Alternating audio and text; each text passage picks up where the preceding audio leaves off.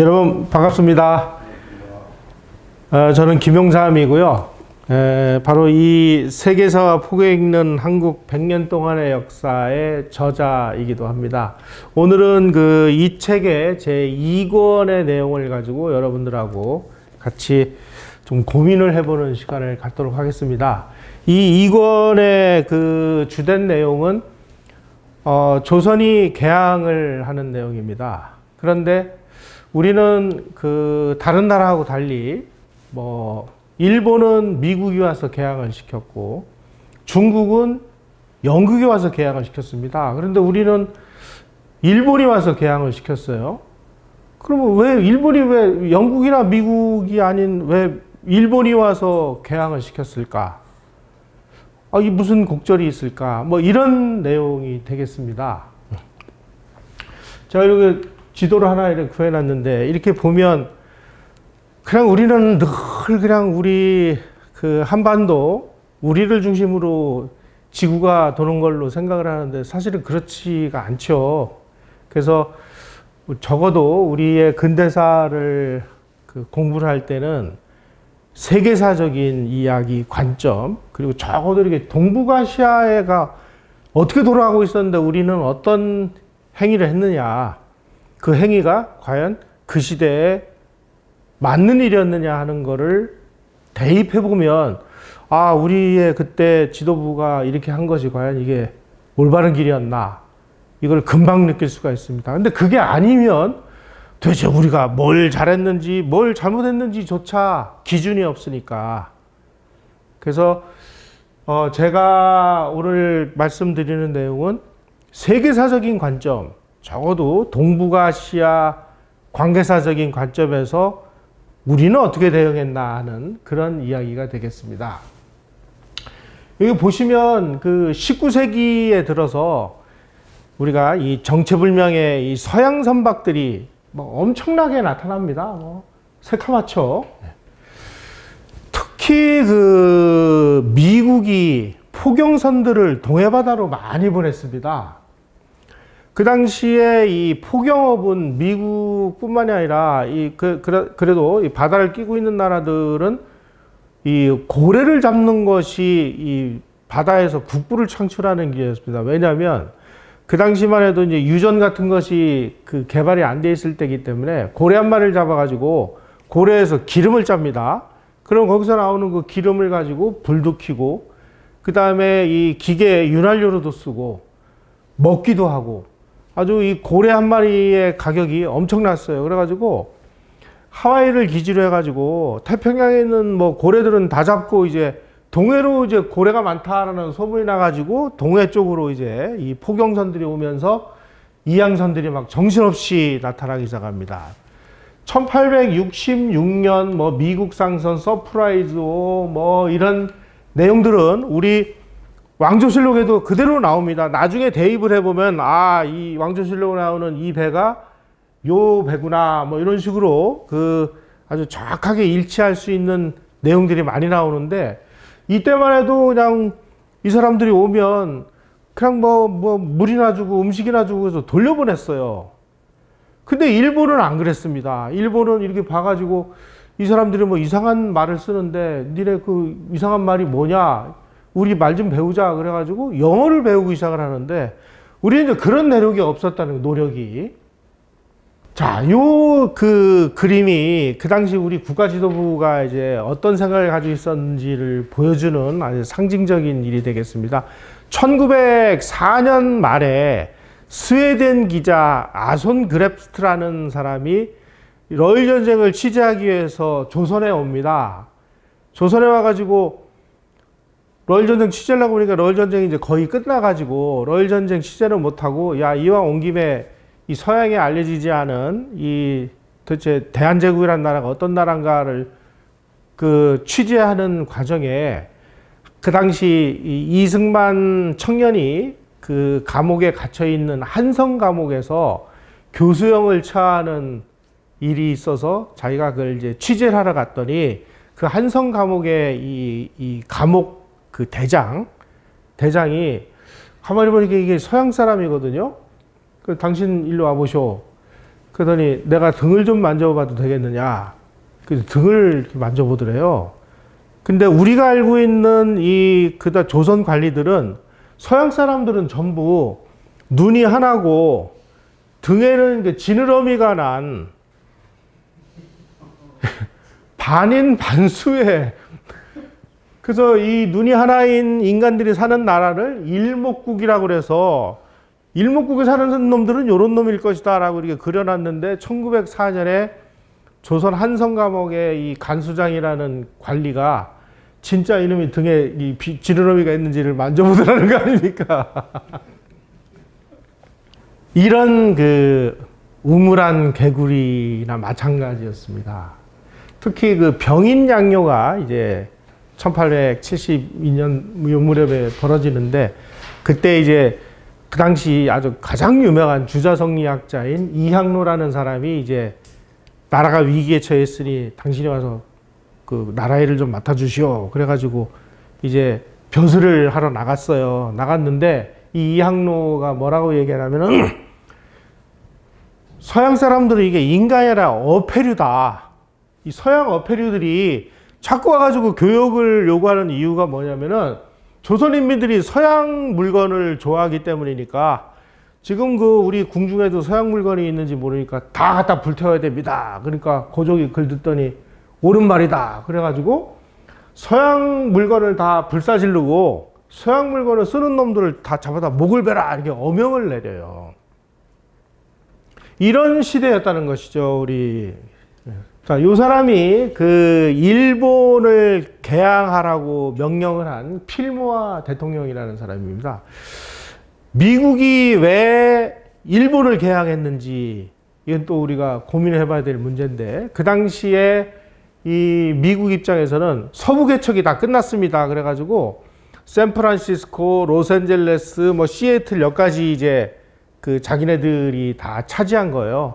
차지하고 보니까 더 이상 이제 그 개척할 데가 없으니까 바다 건너서 중국을 개척하자.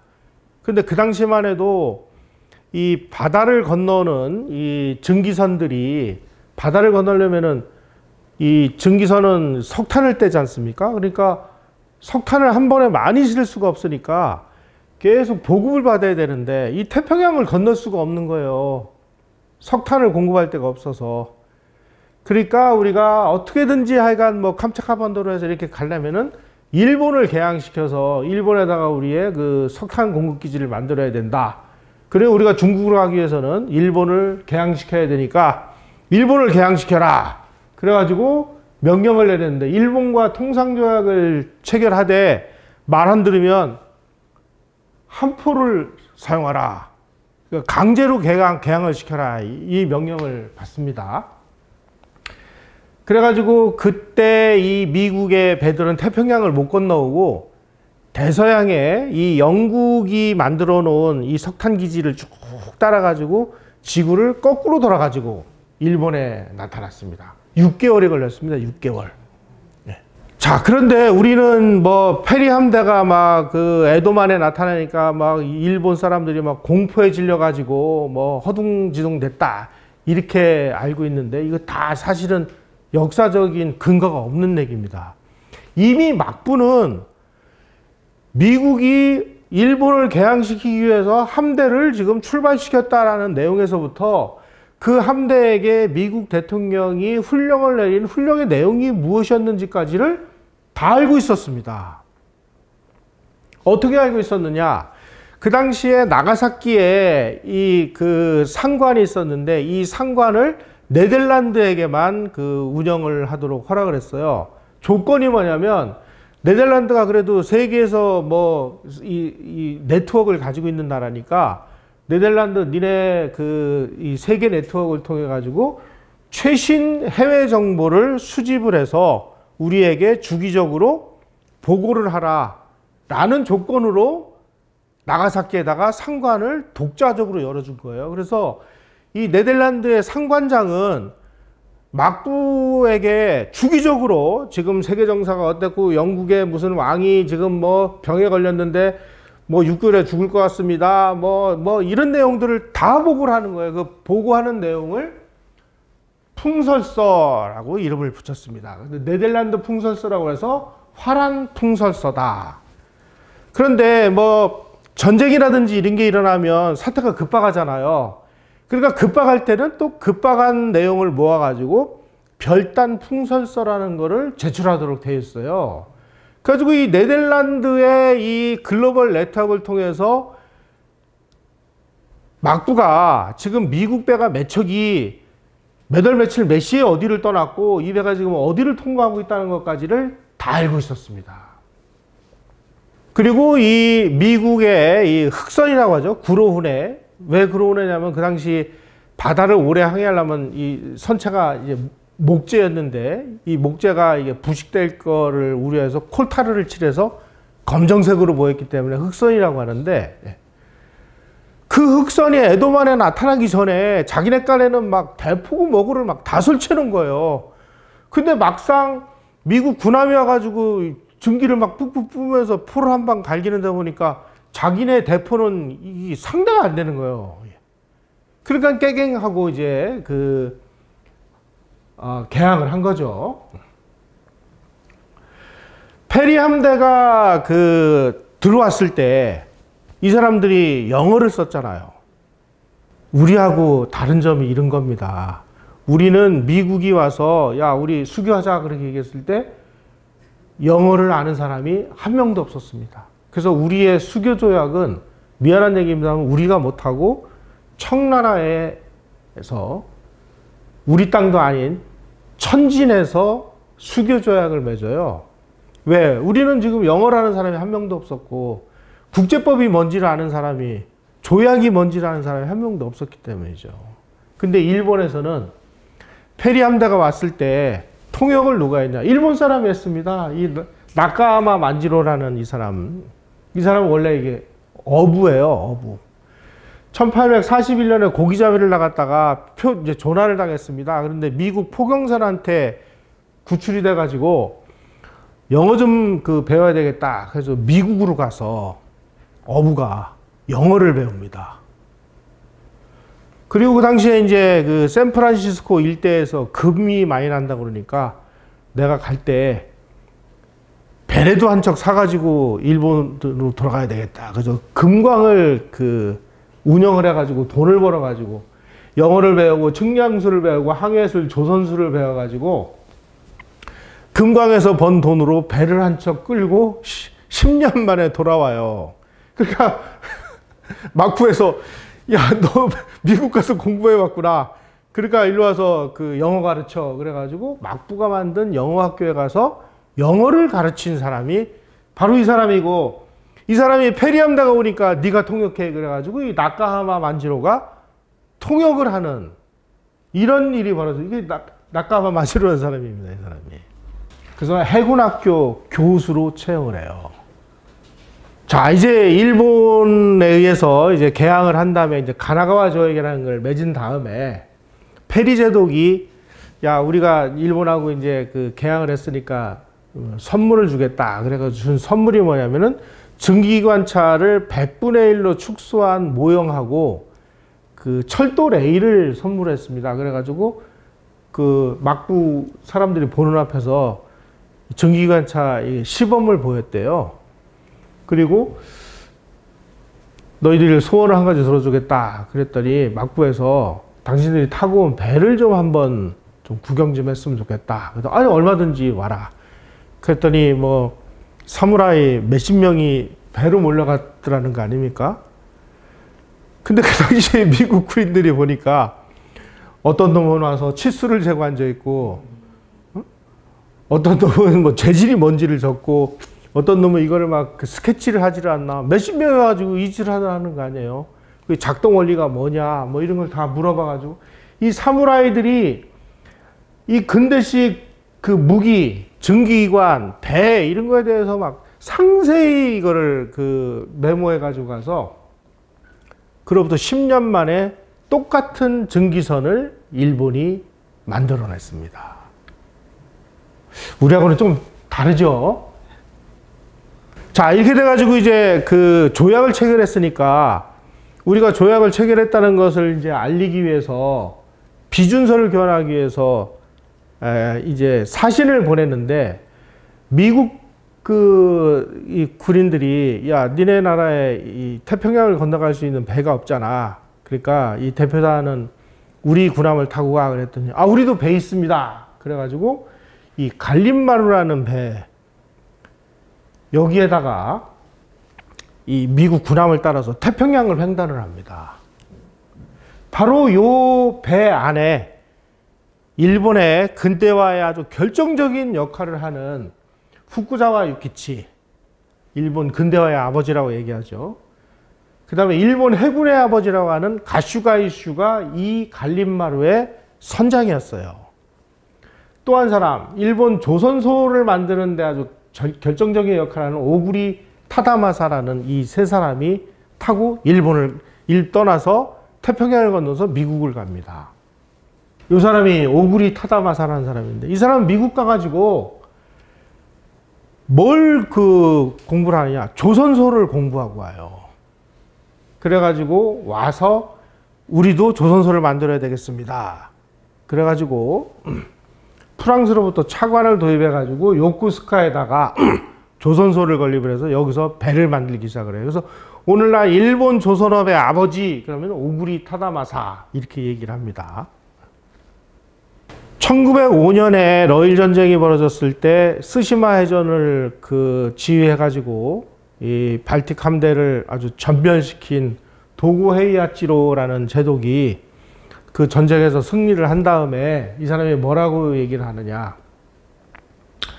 우리가 스시마 해전에서 승리한 것은 바로 이 오구라가 만든 요코스카 조선소 덕분이다. 이렇게 얘기를 했다고 그래요.